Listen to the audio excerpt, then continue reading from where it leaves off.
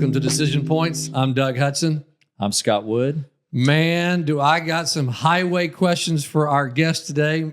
Robie Vaughn, managing member of Vaughn Capital Partners and commissioner of the Texas Department of Transportation. Welcome. Thank you. Glad to be here. So can I just text you the potholes that I see on the highway, or how your buddies and your friends, how they handling this role that you have? I'm willing to place a wager that most of those potholes are on city property. I knew that was the not answer. State highways. But, sure, if you have Highways if you are want pretty to clean. itemize those and send them to me, I'll get the Dallas district on it. Or whoever. Highways are probably pretty clean, aren't they?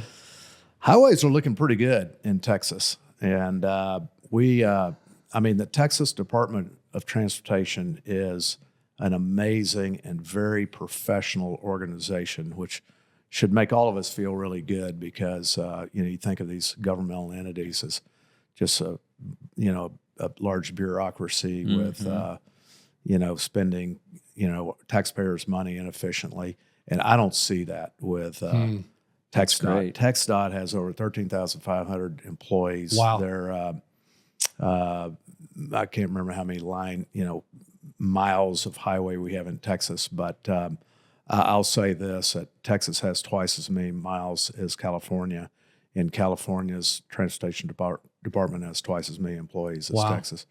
But anyway, we currently, our Unified Transportation Plan, which is a 10-year plan, Okay. the next 10 years, it's updated every year, is now at $104 billion, and with maintenance and design, et cetera, thrown in, right-of-way acquisition, et cetera, it's $148 billion. So if you back that down to an average monthly letting rate, or, contractors go out and do these projects, we're letting over $1 billion a month. Wow. Every month I go to Austin, we are letting over $1 billion for highway widening, improvement, new highway maintenance, et cetera. So it's pretty amazing what's going on, and a lot of that has to do with Texas is growing. Yeah. And not only its population, the corporations moving here, employment, everything is like positive, and it's a great place to be. Just real quick, one last point on that is Texas has about 30 million people in it today, and within the next 30 years, it's going to 50 million. Wow. And Dallas-Fort Worth itself is going from 8 to 15 million people in the next 30 some odd years. So you guys are in the right place at the right time. Yeah. Well, so are you. There's so many questions We I have didn't plan there. it that way, but sometimes it's good to be lucky. I'm going to have to self-control myself here. Do you happen to know how many new miles of highway are we building over the next 10, 20 years? Does that ever we're building 500 more miles. 5,000. How many more miles? Yeah, it's mostly highway improvement. Okay. So it's, redoing I-35 just on the south side of Dallas, Yep. that just finished, a year ago or so. It's highway improvement mostly. It's not brand new highways cutting across, taking agriculture out and highways in. It's not necessarily that. It's more about expanding the current footprint and improving it and making it more safe is the number one goal at TxDOT. But on the engineering side, you're trying to engineer it where it's a safer place to be driving. Okay, so I got two questions. Go. And then we can leave this topic. All right. So I should know this, but the commissioner job, is that an appointed job by the governor? It is, yes. Versus I elected? I was appointed in August of 2019, so I just went through my 5-year anniversary. And, like I said, it's just an amazing place. The leadership down there is fantastic. And, I knew so little about transportation when I first went down there. I think Governor Abbott asked me to be a commissioner and represent North Texas conceptually. There's 5 commissioners. Okay. So there's one from Houston. There's one from the chairman's from San Antonio, a great friend of mine, Bruce Bugg, SMU grad. Okay. Law school, SMU undergrad in law school. And one from San Angelo who's kind of represents rural Texas, and one from South Texas. And so, it's just so professional. But I knew so little about transportation when I first went down there. I took kind of the approach of just observe and see if, from my business experience, see if there's anything that I feel like they could do more efficiently or more effectively. Kind of a Socratic approach. Like just critical. I wasn't being critical, but I was asking, productively critical questions. Correct. Yeah. And, I'd say 1 out of 10 of my comments or questions were like, well taken and resulted in some modifications and some efficiencies. And the other 9, they had great answers too. And amazing. Well, this is why we do it this way, et cetera, So anyway, it's just a really, it's something different. It's a different experience every month I go down there. So how much time do you spend on it, in a week or a month or whatever? Yeah, no, I laugh about that. Chairman Bugg and I laugh about that because we were, when we were when it was sold to you. when we were The considering recruitment was different than the reality. taking the job, it's kind of like, well, you have a 1 hour, I think that meeting is once a month and it's usually about an hour long. And, there might be a couple of phone calls other than that, but that's, can you do that? We're like, sure, I can do that. Yeah. No big deal. But, it's a full-time job if you want it to be. Sure. If you want it to be. Sure. But I have a lot of other things going on in life, as you know. And I try to be as efficient with my time and as productive with my time, with textile as I can be. That's great. Yesterday, for example, we had a groundbreaking on I-30 on the west side of Fort Worth. And, groundbreaking is a highway improvement. It's where I-20 and I-30 come together on the west side of Fort Worth. And, they're expanding the amount of lanes. Mm-hmm. We're putting one of the things I've been pushing pretty firmly for since I got in was or since I've been down there, is more optionality in transportation. In other words, hey, whenever we look at a project these days, let's consider the pedestrian and the bicycle aspects of those. Mm-hmm. And so now I'm confident and can say that TxDOT, every single project that TxDOT designs, they're looking at pedestrian and bicycle optionality and safety along with that. Which is critical because Governor Abbott has many, many, many. I've heard the number of over 200 potential corporate relocations to Texas. Good night. And it's been that way for a number of years now. And many of those corporations are asking about, how do we, do we have access to green space? Correct. We don't want long pedestrian commutes. walkway, hike and bike trails. Can our employees get to us? Are there different ways of people moving around that are safe? Yeah. So anyway, I'm happy to report that. One of the best examples of what hike and bike aspects can do, other than just optionality in terms of transportation, is this Katy hike and bike trail, like just 1 block from us right here. That has one of the highest return on investments of any hike and bike trail in the state of Texas.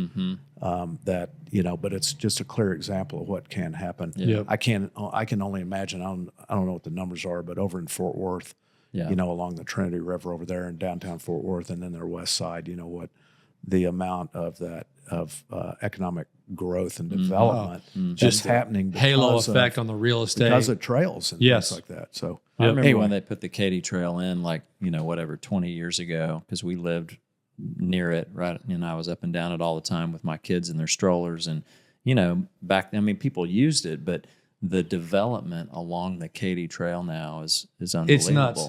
And it's 10, 12 wide now Yeah. At rush hour. You got one more on there. Yeah. So one more question. Sure. This is a very tactical question. This is one of the crazy things that I noticed, but driving down the highway, right? I noticed you mentioned safety a minute ago. Yeah. So what are they doing on the highways now with safety in terms of the median? Because, for a while it was concrete barriers, then there's cable barriers now, and there's rumple strips on the, what's Right. the kind of the current thinking on safety? It's all of that. Yeah. It's all that. It's just a there's- combination of different there's, things. TxDOT can only do so much. I mean, our number one goal is safety, but at the same time, engineering wise, you can do a lot of things, and they're doing them. But you also have to have enforcement. Yeah. Okay, Yeah. I mean the behavioral issues are hurting the state. The last day in the state of Texas's history that it did not have one fatality on the roadway was back in the year 2000. Wow. Okay, There's been at So- least one every single day. Yep, and we average about 10 a day at this Wow. point. And of course, that got a lot higher during COVID, and that's come back down. Wow. But this behavioral issue is huge. Yeah. And you see it. We all see it every day. People are speeding. They're not using their lane turning signals. They're driving aggressively, and this is not a video game. This is Right. real life. Yeah. And anyway, I think part of that is just the population growth and people get frustrated with congestion, et cetera. You're in a hurry for whatever reason. But, anyway, that's that. Incredible. Pretty interesting stuff. It is very interesting. Obviously, it affects literally every single one of us. Yeah. Every day. we have a very good friend whose dad 4 days ago was killed on a highway in Georgia, and he's from Houston. Yeah. He was there on business, and he was headed to the airport in Atlanta. And he's 56, 7 years old, and he's not with us anymore. And to know that there's 10 a day, know that we haven't had a day to say, that's a goal right there. That Let's is have- our goal. Let's have Yeah. a day in Texas where we don't have one fatality. Be phenomenal. Yeah, there was a day, I believe it was maybe in January of this year and possibly another one in May. I can't remember the exact dates where we had one fatality. We got so close. Yeah. So close. Yeah. But anyway, Okay. we'll all keep trying. And That's right. everybody out there needs to pay attention and Yeah. Get off the phone. don't be distracted. And Yeah. Don't be dis- Well, thank you for your service on that. I mean, I Oh, know you that's bet. a Well, time it's commitment. it's so my honor. Thank you. thank you. Robbie, and I know it's such a subtle thing, but I want to just at least call it out, and we're grateful for your time. You just said our goal, and it's one of probably a little bit of a pet peeve for mine, but when someone's inside of an organization, if we say they, for you as a volunteer, as whatever, but for you you represent the state of Texas. And so I just want to say thank you for, that just shows ownership. It's not they, it's us, it's our. Yeah, it's all of us. It's all of us. So, where are you from? Where were you raised? Where are you from? Right here. I was Right. born at Baylor, Okay. Me too. Florence. I got here as quick as I could. 2 of my 3 kids were born at Baylor, but I was not. Where did you grow up? Fort Lauderdale, Florida. Nice. Yeah. Yeah. So this is home for you. Yeah, this home. I grew up here in what used to be known as North Dallas. That was Meters Lane, which is between Walnut Hill and Royal Lane, between Preston and Inwood. Yeah.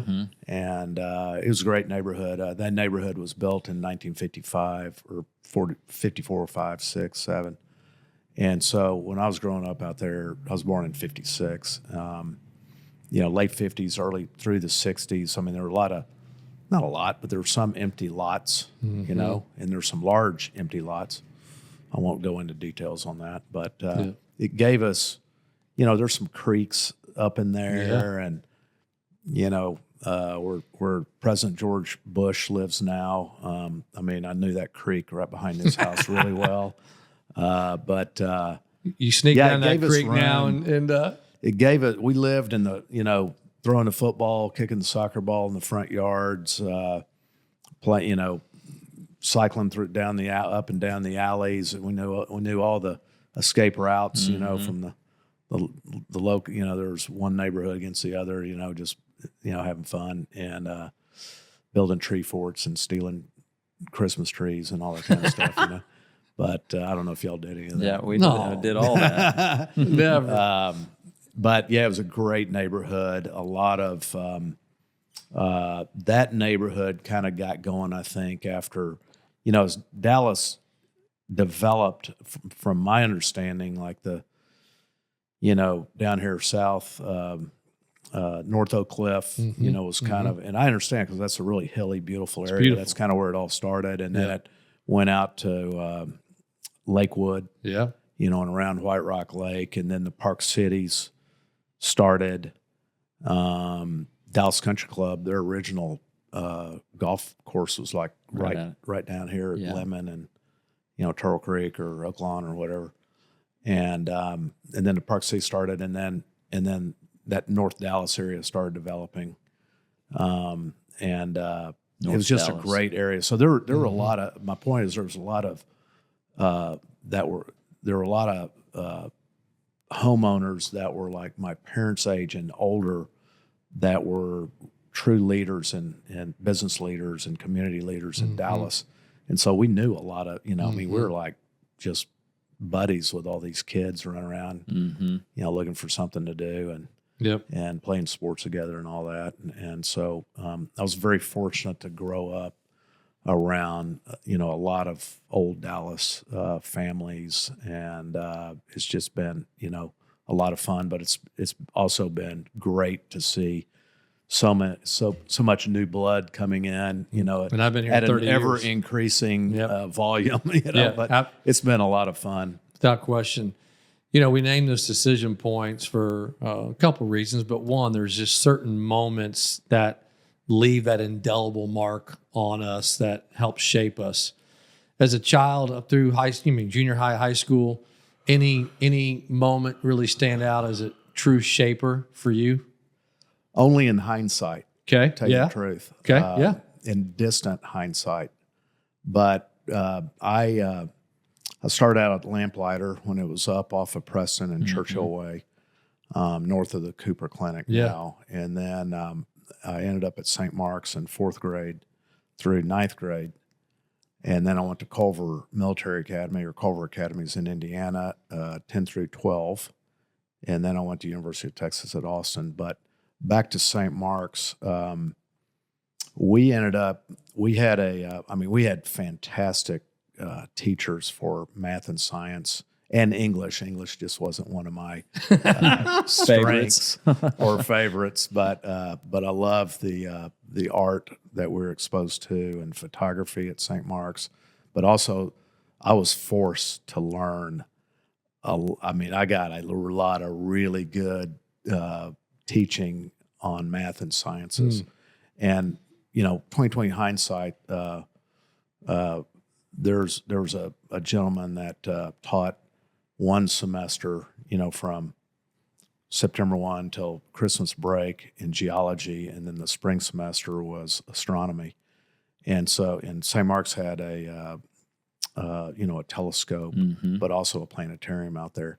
And a couple of buddies of mine and I ended up running the planetarium when we were freshmen in high school. I don't know what the sophomores, juniors, and seniors were doing, but we were in charge of this great toy. Unbelievable. And it was unbelievable. But I've got to back up just a minute also, because it'll lead to, I suspect, one of the topics you want to bring up later and we can talk about later. But I grew up I was fortunate to grow up through the 60s. And, I watched, Mercury, Gemini, Apollo programs, space exploration programs were some of the most dramatic and romantic things that it's just hard to imagine today, being glued to the TV and watching something that is real life, and it's so inspiring. I remember, I'm sure this isn't true, but I remember one of the first questions one of the first things I ever asked my father to do for me was to take me to witness the Apollo 11 launch at Cape Canaveral, Florida. And so we were there July 16, 1969. And, when we're standing next to the vertical assembly building, it's about 3 miles from Complex 39A. And here's this 360 some odd foot Saturn V rocket. And, there was no delay on the countdown. And when it lifted off, it took 10 seconds just to Clear get the tower. That momentum going. It took 10 seconds to clear the tower. And the amount of thrust hitting the pad, it had this tremendously loud popping noise, like pop, pop, pop, pop, pop, pop, pop. And 3 miles away, we could feel No way. the sound waves hitting us, like popping us in the face. And I'm standing there as a 13-year-old going, I want to be an astronaut. Like, this is what I want to do. This is the coolest thing I've ever seen. But and then I was fortunate when I was 15 years old to see Apollo 15 go as well. And, those were pretty heady days for a 13, 15-year-old, at least for me. And, man, that was like, you talk about injecting passion into, your brain or whatever. I mean, I was all over that. And when I went to Culver, Whose choice was Culver?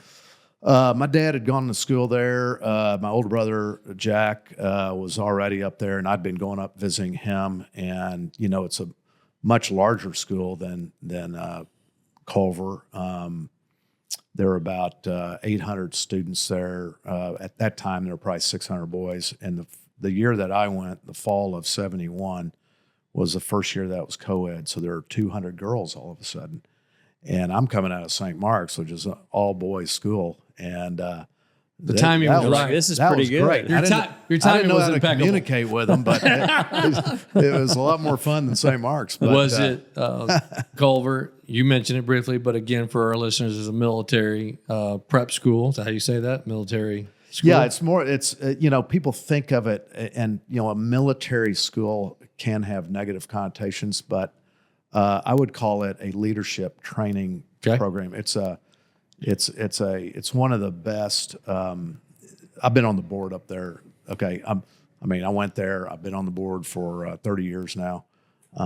So you could say I'm biased, but I heard. I don't know if you know my good friend Bill Armstrong. Does a lot for SMU and so forth, and has been a great oil man as well. We had lunch yesterday, as a matter of fact, and he said that he thought. He didn't go to Culver, but he thought Culver he's been up there because he's had a relative or something. He goes, I think that's the best preparatory school in the United States for a lot of different reasons. For the boys, they use the military for leadership training. Yeah. And I got to tell you, honestly, when I was 30 years old, I was looking at a corporate acquisition of some sort, and I'm looking at, basically the whole layout of who's in what positions and what their functions and responsibilities were and all that kind of stuff. And I'm like, I already know how to do all that. I learned that at Culver. And I didn't realize it. What I learned at Culver, I didn't realize till I was 30 years old. Yeah. That I knew chain of command, responsibilities. You one of the most important things is you learn how to follow so that in turn you know how to lead. Right. You see a lot of I'm just generalizing, but a lot of leaders today, or quote unquote leaders today, never really learned how to follow. They just, I'm not being critical. I'm just like, you got to be aware of who actually knows how to lead or not, even though they're in a leadership position. So anyway, just because you're in a leadership position doesn't mean you can lead. Actually, well, there's That's kinda what I was positional. gonna There's do. positional leadership, and then there's leadership. that's right. Right. Not all leadership is positional. That's right. That's right. but anyway, and then the girls up there, it's a prefect system similar to Hockaday or something. And they wear uniforms, but it's not they don't have the military training, but they do get leadership training in the format that they have. But we have classes together and everything else. So it's great. Yep. So there's so many places to go with you, and for time, we're just going to kind of keep moving because we could live in for a minute in all of these. But So then you go to college. You went to UT. You're on the Board of Regents there. Did your family go to Texas? Did you knew that was exactly where you were going from day one? How did that? Yeah, I just want to throw one more thing in. When I was at Culver, I learned how to fly up there. Okay. Because I'm hanging on to this dream of Right. maybe being an astronaut. I went and interviewed at the Air Force Academy. Okay. But, being a 17-year-old know-it-all sitting in my dorm room by myself, I decided that Such a great description. Because we can all say that I was right That was there. me. Sat in the same That- dorm room. that I was going to go to the University of Texas at Austin, and because I was, long sold on the Longhorn deal, and brainwashed, or however you want to put it. But anyway, I decided I was going to go to business school and learn, and then after school, I was going to go to work with my father and learn business from him because he was a very successful entrepreneur here in Dallas and throughout the state of Texas. And that was another really incredible thing I was fortunate about, is that he did business with people all over the state of Texas, and we would travel with him to whether it's Austin or San Antonio or, Amarillo or wherever. And so we met all these other families, and they all had kids kind of like our age. And so, even before I went to college, I had friends in different parts of the state. But if you're gonna work and live in Texas, there's a lot of ways to be successful. But a natural way to be very connected and successful in Texas is if you went to the University of Texas, you're going to meet people from not only every big city, but from every small town throughout the state. And for me in the oil and gas business, that's been like unbelievably helpful and fun. And just to have, you have all these friends that have great dove hunting places and, all this stuff going on, and quail hunting places. And it's like, it's like an extension of your family. It's phenomenal. What was your dad's business? Well, if I may, Please. because it helps That's why we're here. the rest of the story, I guess. Let me go back to my grandfather on my father's side. Okay. He was born. His name was Grady H. Vaughn Sr., and he was born in Arkansas in 1890.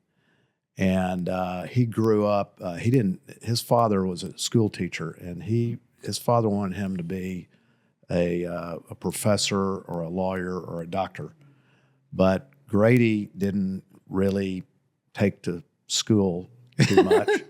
And he ended up in his teenage years out in the oil fields building these wooden derricks for, the Texas company, Texaco today, or it was before it was merged, and the Gulf Refining Company, which was Gulf before it was bought. And then, and so, he was out there when they were doing, drilling these topographic highs as a reflection of the structures below, typically salt domes. And, they're out in the woods building these wooden derricks in 1905, 6, 7, pre-World War I.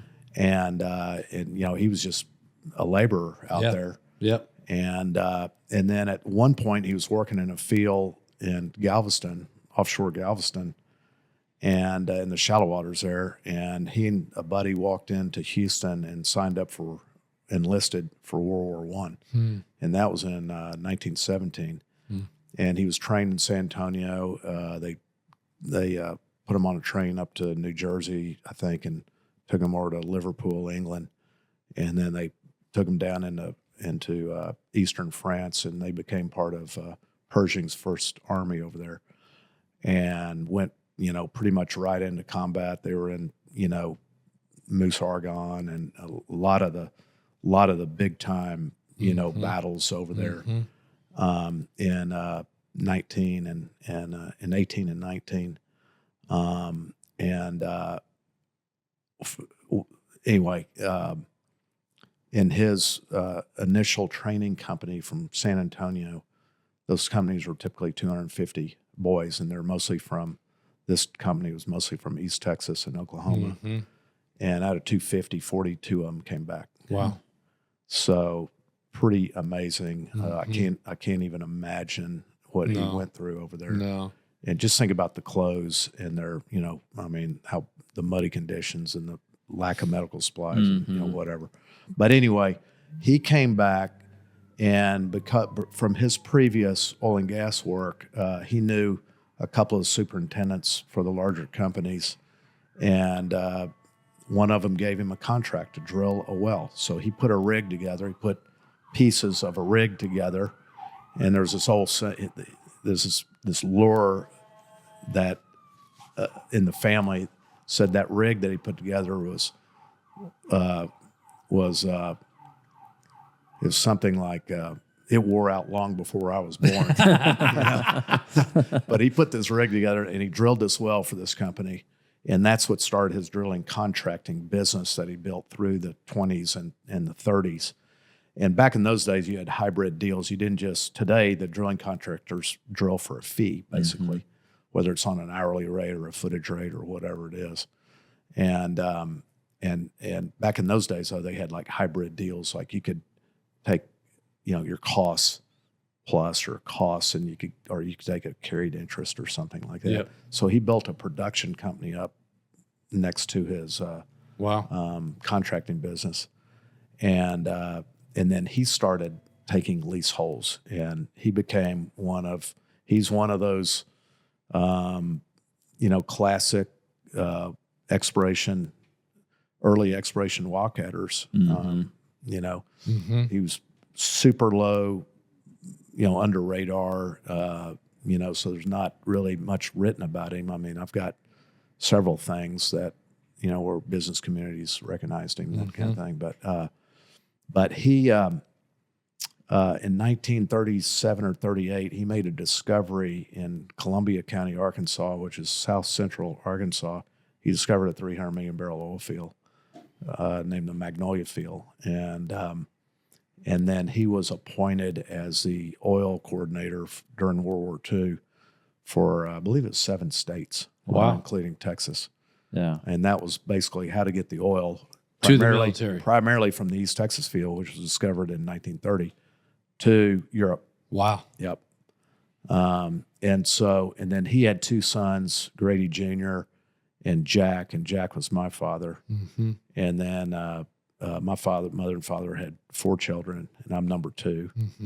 And then my older brother, Jack Jr., I'm kind of catching up to where I got involved, but we were pretty much, I think the Grady and his 2 sons, they sold off the rigs in the 50s, and we became purely an exploration production company. So we were out doing the science and deciding where to drill and that kind of thing. And then Grady Sr. passed away a couple months before I was born, and I always miss the opportunity to meet him. And then my uncle passed away in 1967, and my father passed away in 1977. Oh, wow. When I was a senior down at University of Texas. Wow. And so, the Lord works in mysterious ways. I made that decision to study business. So I was somewhat, I was about as prepared for real business as I was when I went down to the Department of Transportation, 5 years ago. But Robbie, I want to. But you talk about jumping into the frying pan. You take this wherever you want to take it because it's your journey, not mine. But you did reference earlier that your dad started taking you guys on all these trips. I would imagine that started in high school. Was that when did he start taking you on some of these business trips? Oh, well, I would say through the 60s. So, I was probably less than 10 years old when we were.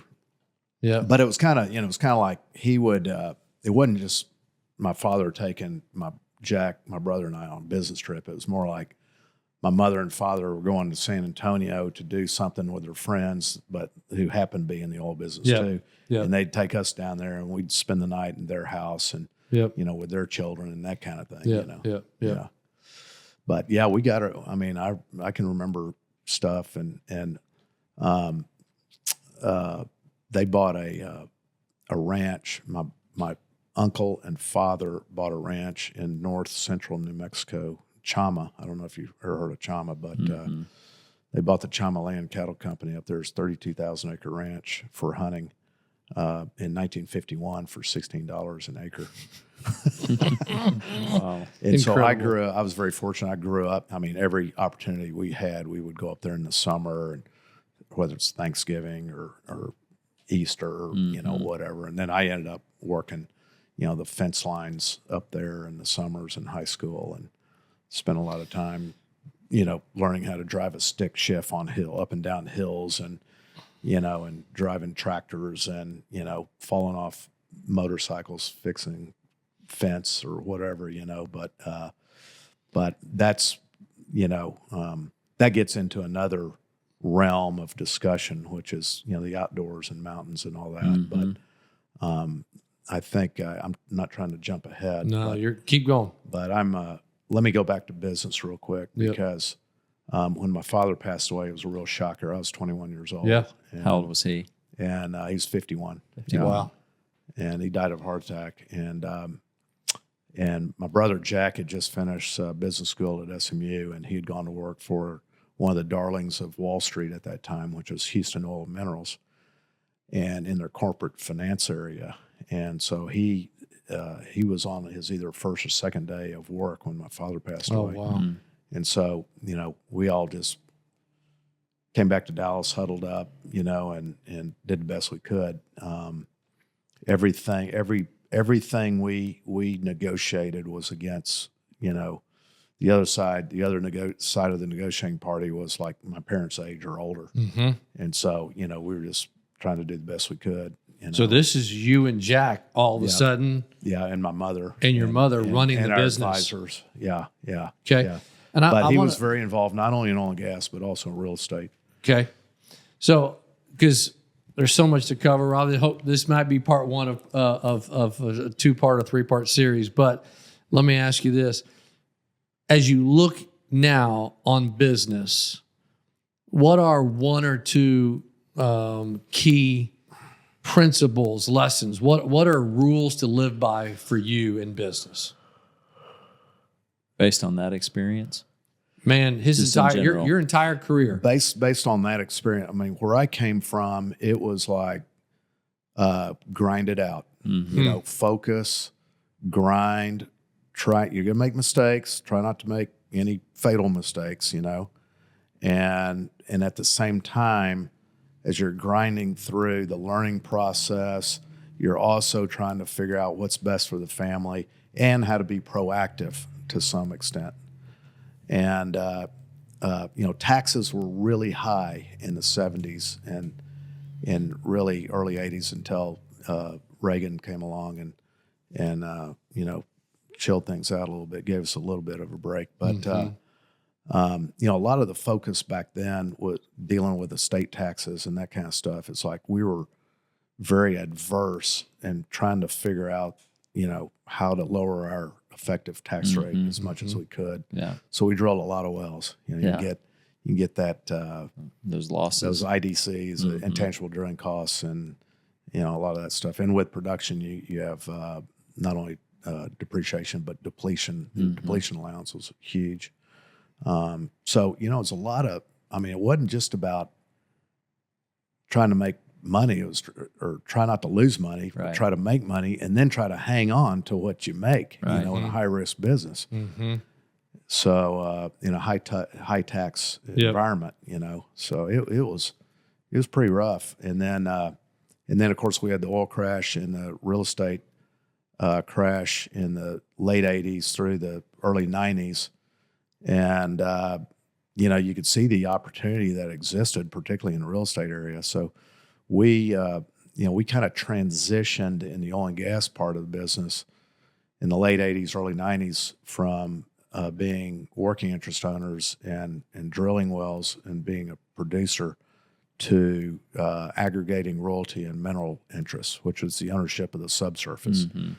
And where, you know, if a mineral is a non-producing interest in the subsurface, where a royalty is a mineral that someone drilled on and it's producing a royalty for that original mineral owner. And so we could go out and buy those royalty streams.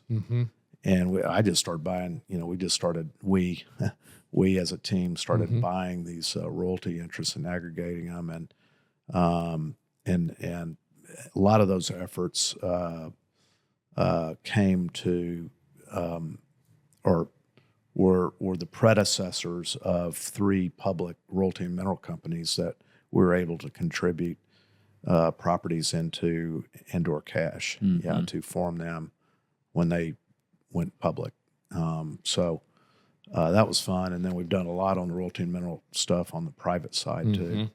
So it's a great business. When your dad died, so were you and your brother just all hands on deck? I mean, you had to finish school, of course, but did your brother leave the company he was with and just go full time? Yeah, he came straight back to Dallas. Yeah, so you guys were all hands on deck, and so when you graduated from UT, there wasn't another path. You just were in the family business. Well, that's what I was planning on doing anyway. Yeah. But I was planning on doing it under the tutelage of my dad and really, learning business from him.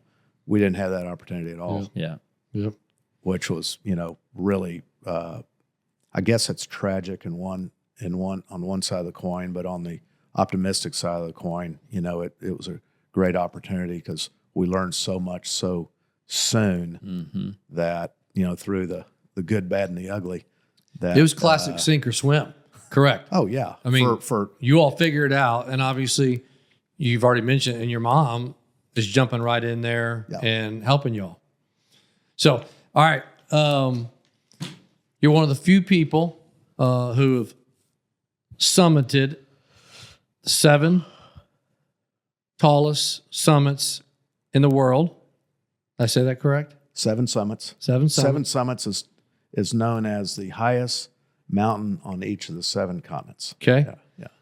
And you have now flown to space. So Scott's over there looking at me like, well, why would anybody want to do that? No, I got all kinds. I know why. No, I don't. Let's start with why. You mentioned early, just a second ago, the ranch in New Mexico, the outdoors.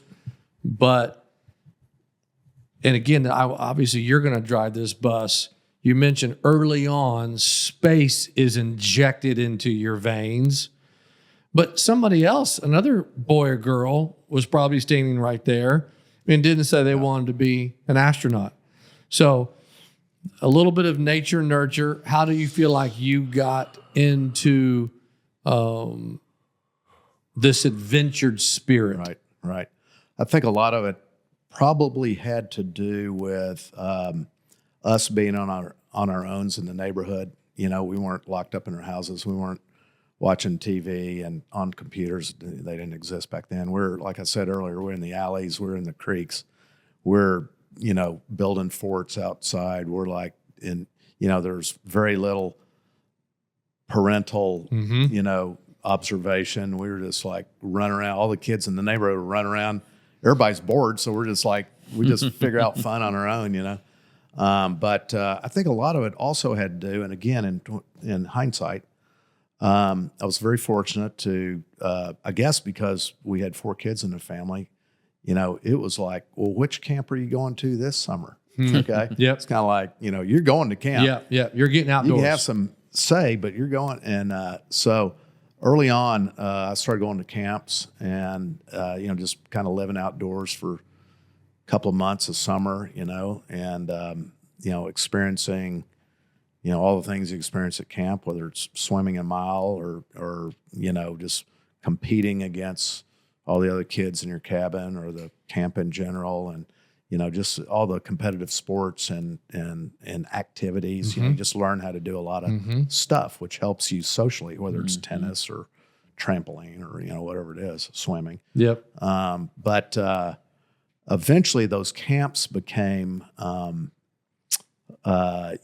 hikes, and like Mondamin in North Carolina. I mean, I think I was 12 years old or something. We did a 80 or 90 mile hike on the Appalachian Trail.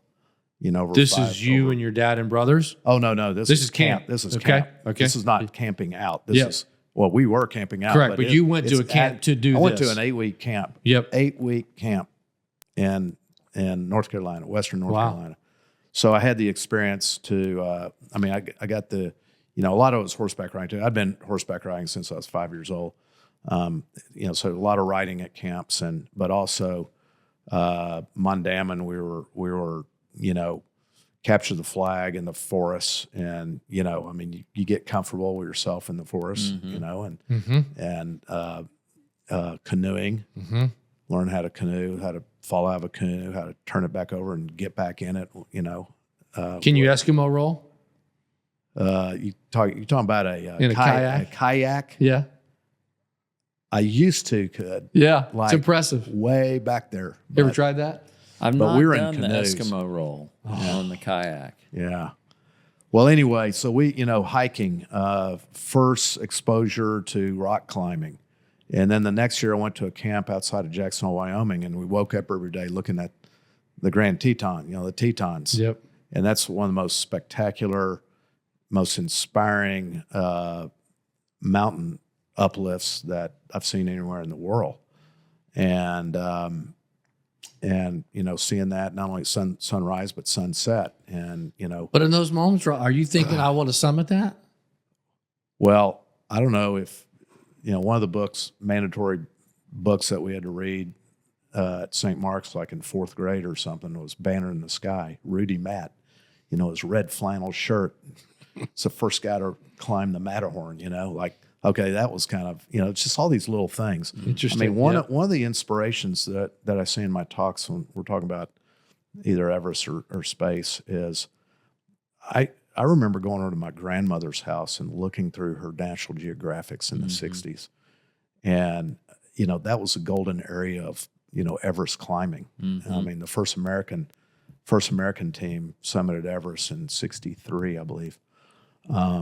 And so, part of that, and it was also during the space programs, as I mentioned earlier. Yeah, it's interesting. And so I'm looking at all this, I'm looking at the newspapers and everything, and it just got in my head. And I never really, I could feel that I was developing a passion for this stuff, but I didn't know what to do with it for decades, until I started, years until I started going to camp and really experiencing some of that stuff. Up in the Tetons, we actually took a hike through the mountains. We didn't climb any mountains or anything like that. But one of the first mountains that I actually climbed, real mountain that I climbed, was the Grand Teton when I was 21 years old. And it was all based off of that inspiration from, that camp up there. And then, once I got pretty competent at rock climbing, then I went up to Mount Rainier in Washington and went through a snow and ice climbing seminar. And from there, I went to, climb Pico de Orizaba, the third highest peak in the North American continent, which is a volcano halfway between Mexico City and the Gulf of Mexico, believe it or not. Third highest peak on the North American continent. All the mountains in the U.S., Canada, and Alaska, that's number 3. Number 1 is, of course, Mount McKinley or Denali in Alaska, which I climbed in 1983. So I was 27 years old then. So, the progression was I'm working, I'm grinding, but I'm also working out, 10Ks, got up to marathons. My first marathon was White Rock, 1980. Ran a bunch of New York marathons. Then I started doing triathlons and took me 5 years in the lottery, but I got into the Hawaiian World Championship Ironman, which was the only Ironman distance triathlon back in those days. And I did it in 1989. And, so I was kind of doing that stuff for fun, but believe it or not, but also to stay in shape for climbing.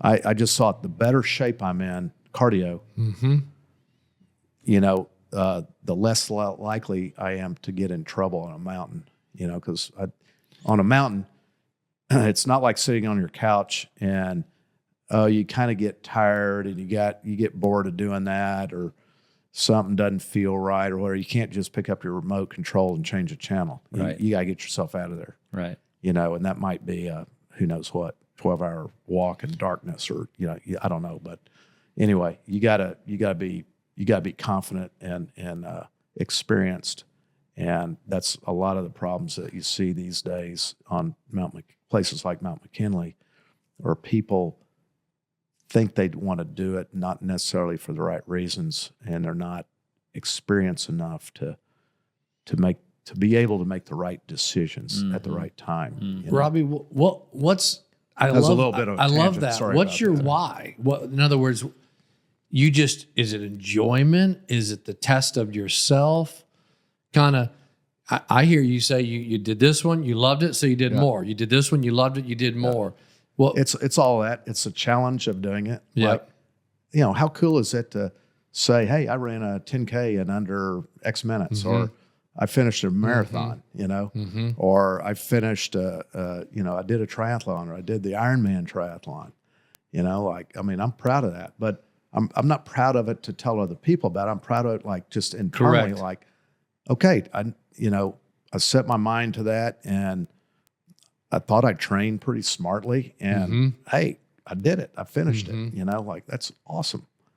It's all that stuff, being outdoors, the views that, I mean, you can't make up the views that you see when you're in the mountains, you know, and I mean, you know, a lot of people in your audience will know this from snow skiing, and maybe some of you have mountain climbed, you know, or just been on hikes. But I mean, you get in these places, first light or late light, and, you know, it's just fantastic. It's just beautiful. It's a great experience.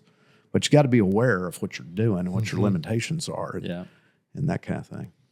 Because I'm sure you get asked this all the time, and I'm going to jump in there. You come down from the mountaintop. We had the opportunity to be with a great friend of Scott's and mine, Tyler Cooper, at a dinner. He talked about what he learned is you realize the mountaintop's awesome, but you can't stay there. So when you come down, Or you'll die. Or you'll die. That's what he says. Yeah. You got to get yourself out of there. Which is a great metaphor. What are the principles? How does that impact your family, your business? How does it influence impact? Well, your family? I mean, that's probably gets into the greatest thing that's ever happened in my life was, you know, the partner that I found that, you know, decided that she wanted to live the rest of her life with me, and vice versa, obviously. So, but yeah, Fallon has been, she's always supported whatever I've wanted to do along those lines. And she's run the New York Marathon. You know, she's participated in Ironman triathlons. I've drug her up on some mountains. She climbed Mount Rainier. You know, she went to far western China with us back in '86. You know, early on, there wasn't too much mountaineering going on in western China back in those days. But yeah, she's always been, you know, she's gone heli skiing with us. You know, I mean, she's always been very supportive. She was supportive of me going to space. You know, I mean, I've talked to some great friends of mine here in Dallas who are aviation nuts, and you know, wife or families won't let them do it. You know, and I totally understand that. Yeah, I totally get it. But my point is that she has been consistently supportive and positive about all this stuff, and I'd like to think that part of that, you know, she just trusts my ability to understand and acclimate and judge the risk involved, but also I've got enough experience to get myself out of, you know, if it's a mountain or a hike or something like that, I can, you know, I had a guide one time on Mount McKinley back in 1983, and inevitably you get it was a pretty big group. It was actually part of Dick Bass and Frank Wells' original Seven Summits expedition, the first expedition that actually climbed the Seven Summits, and they invited me in that expedition to do the Denali portion of it. And anyway, it was a pretty big group, and there was some, you know, we were on McKinley. You can get into some pretty long storms up there, and we had some fractionization going on in terms of opinions of what to do next and all this kind of stuff. And one of our head guides stood up and he goes, "You know, everybody, somebody may die on this mountain, but it ain't going to be me." And so what that did is like, if you didn't want to die, you just gravitated to him, you know, like, yeah, you can go do whatever you want to do, but he's not responsible for you, and you are on your own. And you know what? This team over here is going to make it. We're going to make it back, you know. But anyway, that was a pretty good leadership I would say quip right there, you know. So, but unpack that for a minute, Robbie. Why is that such good leadership? Why did that work? Well, because you have, you know, typically, I'm generalizing, but people that are on mountains are pretty confident people. Yeah. You know, they want to achieve this physical goal, and you know, and they may have done everything right in business or whatever aspect of life they're in, but they're on this mountain, and if they don't have enough experience to know that they don't have enough experience to make good judgmental calls, then they're gonna think they have the right answer. Mm-hmm. And you know, I'm going to rely on, you know, the pilot flying the plane, right? Or you know, I'm not going to be backseat driving some guy, you know, flying an F-15. Mm-hmm. You know, it's to your point you said earlier. You're willing to follow. Oh yeah, which makes you a better leader. Well, I think because you followed that person because they knew more than you.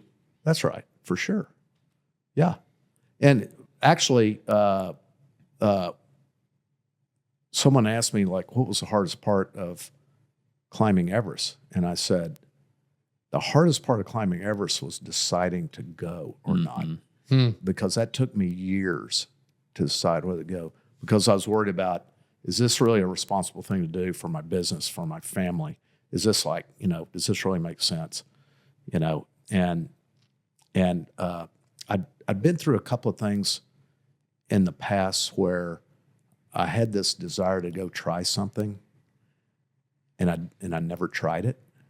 And I look back, and that time passed, and I look back, and I'm like, you know, it's not about whether you accomplish it or not. It's about giving it a try and giving it your best effort. And whatever the result is doesn't matter. It's really pretty immaterial, because then if you're laying on your deathbed, you can rest assured that, hey, at least I gave it my best shot and I tried. Mm-hmm. And you know what? That's all you can ask for in life. But if you never try it, that's what bothers me. Yeah. That's what bothers me about the things that I never tried. Luckily, I started, as you could tell, after a few of those, I started actually trying stuff. And usually I would accomplish it, you know? And so I knew that I had to go try Everest. It didn't, I really wanted to summit, but at the end of the day, it didn't matter whether I summited or not. It was that I gave it my best effort, because there are controllable factors and there are uncontrollable factors. And you can do a lot with the controllable factors. You know, it's just like a business deal, right? What's usually the number one risk in a private equity deal? The sponsor. Usually, right? I mean, you may love the space, like, hey, this guy named Bill Gates, you know, has this software, and back in the 70s and 80s, and like that, you know, it's like, well, I understand, you know, I think this could be a big deal. I'm interested. But if Bill Gates is not an up and up guy, or he doesn't know how to handle debt, or he doesn't, you know, or he whatever. If you have a bad actor in there, you could have the best idea at the best time, you know, and lose all your money. So I took that approach when I went to Everest. 90% of the groups trying to climb Everest are 10, 12, 15 people, you know, with numerous guides and all this kind of stuff. I'm like, if I'm going to do this, you know, you can only move as fast as the slowest person on your rope team. Okay, so you're exposed, and I knew I wasn't going to be the slowest person on the rope team. So, and I didn't know how much experience all these other people would have, or how, or personalities and all this kind of stuff. So if I'm going to go to Everest, I'm going to put my own team together. I'm going to be the weak link. I'm going to be the, you know, and I'm going to put my trust into these people that know more than I do. And we're going to go do this, and I'm not going to have any other paying climbers on there. And so, you know, I had a team of about 8 people, And above Camp 2, there was a lead Sherpa that had been to the summit 9 times. This was his 10th summit. And there's a high altitude Sherpa that had not been to the summit, but he'd been to Camp 4 and above. And I was in the middle. And from Camp 2, 21,000 feet, up to Camp 3, Camp 4, summit, Camp 4, Camp 2, that's all I was with. And I knew that those guys knew enough if weather came in or something weird happened or whatever, they knew how to get out of there, you know. And I had enough confidence in my own experience in the mountains to like say, you know, no go. This is not working for me. Let's go down. Yeah. You know, that kind of stuff, you know. Did you have any complications? It wasn't with summit altitude? at all costs, in other words. I wanted to play golf when I'm 90 years old. Right. 10 fingers and 10 toes. Right. Did you have any complications with altitude or anything? I mean, obviously, the higher you get, I mean, do you use oxygen? Yeah, we did a really good job of, we use supplemental oxygen. I slept and climbed on supplemental oxygen at and above Camp 3, which is about 23,000 feet. Yeah. Yeah. I'd say one of the most powerful things, Robbie, and if I don't characterize this correctly, I know you'll push back. What I heard him say there is that he put together a team where he knew he was the weakest link. You think about leadership. That was it. Yeah. I know, Rob, but you think about leadership, and you've said this, powerful CEOs and entrepreneurs, we often think we're the strongest person in the link, and so therefore you have those blind sides. So your mitigation of risk, because people look at that and say, that's really, really risky. Of course it is, but your preparation and your thoughtfulness to say, if I do this, I know I'm the weakest link. Everyone else is going to be strong. Surround yourself with people better than you are. Sure.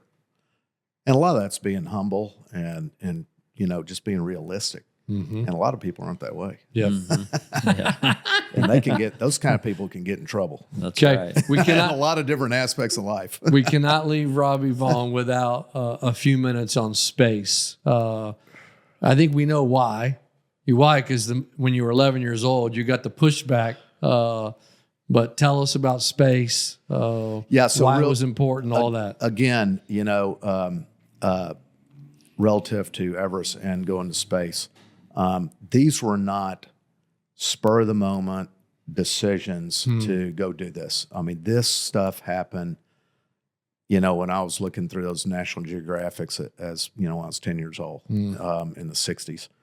You know, to follow up on that point, 1984, I was invited to go onto the board of visitors of the McDonald Observatory and Department of Astronomy at UT Austin. I've been on that now for 40 years. You know, it's just staying in touch. Like if you can just stay in touch with something that you're passionate enough about, you know, something that you've dreamed about, even though I would encourage you to go try whatever it is at some point. But even if you're not going to try it, just stay in touch with it because you don't know what can come around It's so powerful. via technology or whatever. And so, you know, I was staying in touch. And then when the 90s came along in the early 2000s, these commercialization of space business plans started being circulated. So I started looking at those. And I'm like, man, I'm not going to put my money into, 90+% of these things are going to go belly up. Yeah.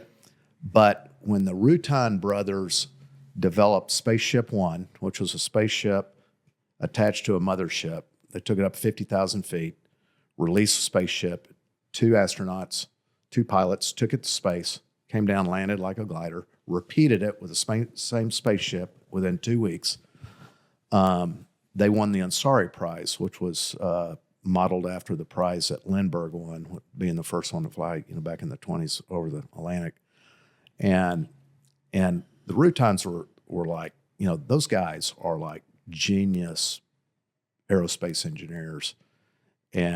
But for whatever reason, they sold, I just don't think they wanted to build, they're into like building stuff, but not building a business. I'm just inferring that. I don't know what the real facts are there. But that's when Sir Richard Branson came along, bought the technology from the Routons, and they won the Ansari Prize in 2004. And then Branson bought the technology in 2005 and started Virgin Galactic. And at that time, they wanted 100 founders to come in and put a deposit down. And I was one of those 100. And I put a deposit down in 2006. So I had a deposit. Now I could, according to the contract, I could get my money back anytime I wanted it and get out of line. But I had that deposit down for 18 years. Wow. And all of a sudden I ended up on the manifest for Virgin Galactic's sixth commercial flight, which flew this past January 26, 2024. And it was just under an hour-long flight. I had about 30, of family and friends out there in New Mexico at Spaceport America. And went through about 3 days of training with them out there. I had previously done centrifuge training years ago. And I flew an aerobatic plane with one of the pilots, and went through the where he simulated the G forces that we're going to experience. The X, Y, and Z forces. This way, that way, the whole deal. And anyway, all the similar thing. It's like looking at a business deal. It's like there are controllable risks and there are uncontrollable risks. Okay, how do I control the controllable risks to give me a better chance of being successful? Okay, I mean there's not a whole lot you can do about uncontrollable risks, but you can understand them. I think you can reduce. I think there's a way to reduce uncontrollable risk by understanding what those risks are to the best of your ability. Yes. And so I had the president of Virgin Galactic on the phone for a couple of hours. I had to go through the whole legal due diligence because you're signing off on, everything. I had to do all that, but I had to go through the operational due diligence as well. And that's where I really, and I had the head pilot that trains all the other pilots. I had him on the phone for an hour, and I mean, just going through this stuff and understanding, what the limits of that we're dealing with and what the highest risk, from their perspective, because obviously, I mean, they're the ones running this thing. They know it better than anybody else. I'm like just drilling them and just sucking this information out of them as, from your perception, what's the biggest risk? And what's the redundancy or the backups on this, and da-da-da-da-da. And man, I got to the point where, and then spending and I knew these Virgin Galactic people. I knew a lot of them, mostly their marketing people though, through the years, just because they had numerous events every year and all that kind of stuff.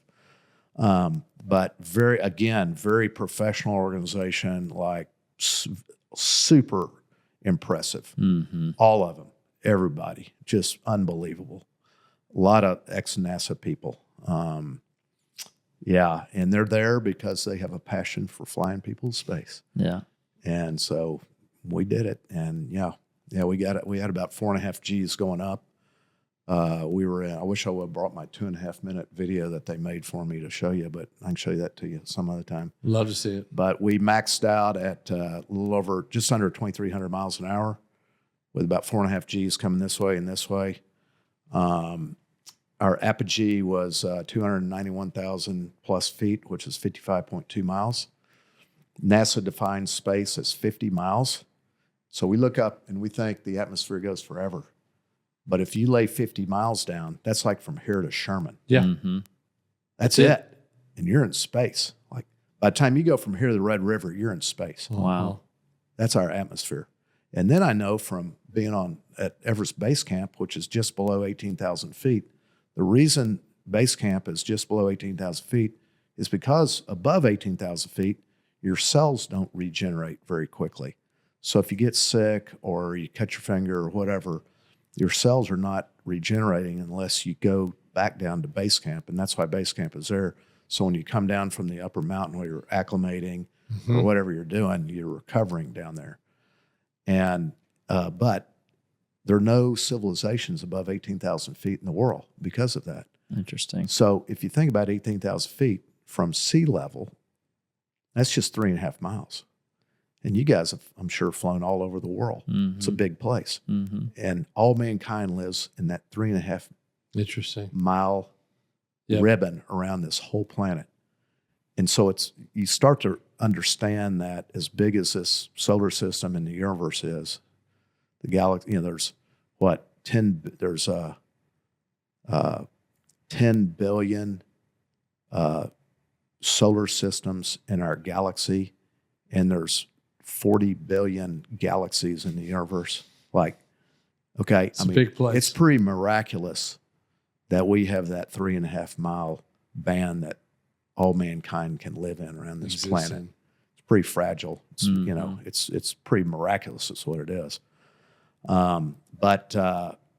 Anyway, we were weightless for about 4 minutes, and we were able to get out of our chairs and move around. But I wanted to stare out the window as much as I could because, I'll never see that. I'll never see the Earth and the atmosphere from outside the atmosphere in real life again. Mm-hmm. And then we got back in, and we picked up about 3.5 Gs, pretty violent, falling straight back in, and turned back into a glider and came down and landed. It was unbelievable. Unbelievable. Pretty violent coming down, though. It was a lot of shake and bake. Yeah. And I'm sure they prepared you for that. Yeah. They were like, it's going to be rough coming down. Yeah. But it was okay. Yeah. The anxiety coming down for me, one of the risk points of the aircraft is when you get to space, they basically rotate the wings. So it helps drag. You basically go straight up, and then you run out of energy and you just start falling straight down. Well, they rotate the wings, and it acts like a shuttlecock. Mm-hmm. It just creates more drag. Uh-huh. So it's slowing you down so that you're re-entering slower than you would otherwise. Okay. And then when you get to about 50,000 feet, they lower the nose and they rotate these wings back. And then there's a locking mechanism to lock those back in. If it doesn't lock, then you're not a glider and you're parachuting out at some point. Yeah. Okay. So luckily I was in the front row, so I could hear the pilot talking to the commander. And when I heard him say, "We have lock," I was like, it's like, okay, we're good. What you had done in your due diligence. Relax. So my point is, when you're coming back in and it feels like the wings are going to rip off. You've got to just come off. Yeah. You still have in the back of your mind, like, okay, we still got to get that lock. Is that little thing going to lock? But there's multiple redundancies on that system. Yeah. And they test them all the time and da-da-da-da. So, again, I was highly confident, in the systems and the whole. There's all kinds of things they can do, but anyway. Who I didn't want to go. I'd been at 25,000 feet without oxygen before. I didn't want to experience that again. Who was on your flight with you?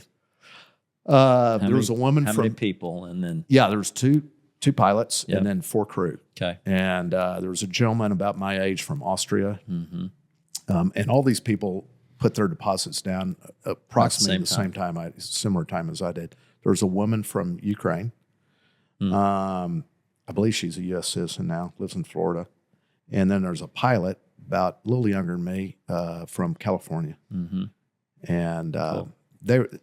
It was great. We had a great time together. We got along great. That's and, cool. Spent 4 or 5 days together. Yeah. That's cool. It was really cool. That's great. So, I don't know if you know Victor Vescavo here in Dallas, went to St. Mark's as well. We met at the dinner the other night. Yep. Well, he's been to space on Bezos's deal. Yep. And then he's 7 summits too. He told me that, and I'm not bragging. It's just kind of interesting that he thinks there's only 4 or 5 people that have been both on the summit of Everest and in space.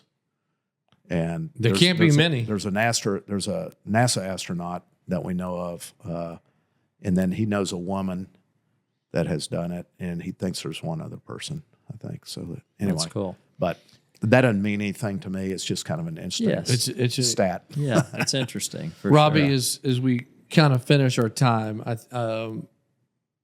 have you been in a spot where you felt like death is imminent or nearby? In these adventures, or just like driving down I-35? To bring it full circle back to Transportation. yes, transportation. Has there ever been that moment for you on one of these, or not? Not really. You know, instinctively, I felt like I was in a extremely marginal position, at least once. One time I can think of was on that trip to far western China in '86, and we were going up. It was a skiing ascent of a mountain called Mustagata, It'd been snowing heavily for several days, and we had to come down. We actually got up above where this happened and camped a couple of nights, but we couldn't go to the summit because there was a lot of settling going on with the snow. That's when it started snowing. I think we got caught between the summer and the fall season, and it the monsoon just started coming in, and it was just snowing a lot, and it just ended up being pretty marginal safety conditions. So anyway, we came all the way back down to base camp, thought we were done, and then we decided about 4 or 5 days later, all of a sudden the sun broke out, and it looked like it was going to be clear for a number of days. And we're like, okay, let's try an alpine ascent. Let's just go light and see how fast we can move. And so we went back up, spent the night, and then we got into this bowl, big, huge, wide open bowl, and we're going up, and the storm moved in, and you got all this fresh snow piled up. I can't remember what the dimensions of this bowl were, but it was huge. It was like, maybe a couple of 100 yards wide, and I can't remember what the vertical was going up, but it was it wasn't a quick deal. It was a number of hours to get all the way up in there, and so we're kind of in the middle of this thing, and there's a lot of load, so to speak, snow, and it wasn't super steep, so it wasn't like it was imminently going to release, but the storm moved in and it started thundering, and this is one of the rare things that I've ever seen that high in the mountains. This mountain was like a 24,000 foot mountain, so we were about, I don't know, 18 or 20,000 feet at this time, and you can get thunder and stuff like that, but it started lightning, and I've never seen lightning, at that elevation. And so, you got the thunder, which is, kind of making jarring these shock waves, and then you got the lightning, and our lead guide goes, we got it. I think it was just he and the two of us at this point. And he goes, this rope is wet. It's conductive. We got to get away from the rope. He goes, unhook, and let's get away from this rope. So go out, 10 or 20 yards and just like bury yourself. And I'm like, okay, unhook. I go out there, bury myself. I'm just sitting there, and it's thundering and it's lightning.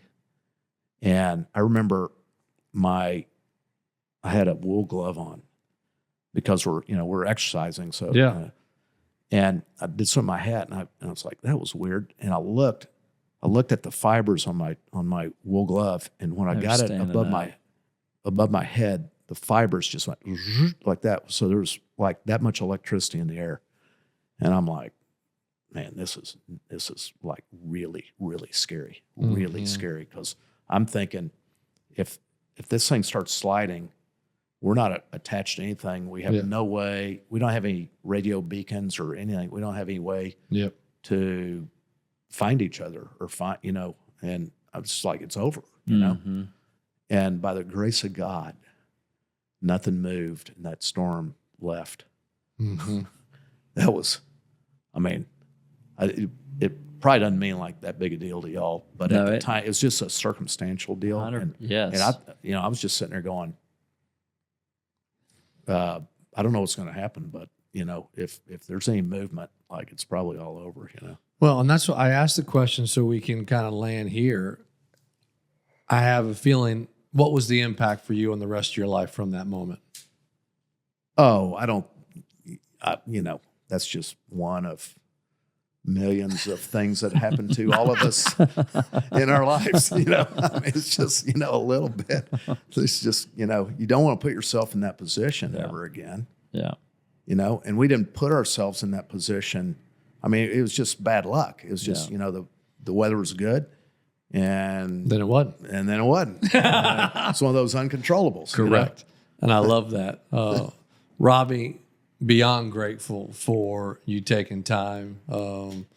Grateful as a Texan for all your work to keep us safe. And, you know, I just think about people listening, entrepreneurs. It's a courageous battle every single day, a lot of hard decisions. I can see how this fortitude serves you every single day in family and in business. And so thanks for sharing. I know you inspired and encouraged a lot of leaders today. So thanks for being here. Thank you all very much for the opportunity to visit with you and get to know you a little better. Absolutely. Appreciate it very much. It helps me too to talk about this stuff, you know, because I don't really reflect on that. I'm usually trying to look forward, you know. It's kind of cathartic, you know, Yeah. when you talk about it. And I think it's cathartic for you, and I think it's inspiring and challenging to a lot of people who are listening. I hope so. Thank you very much. Thank you.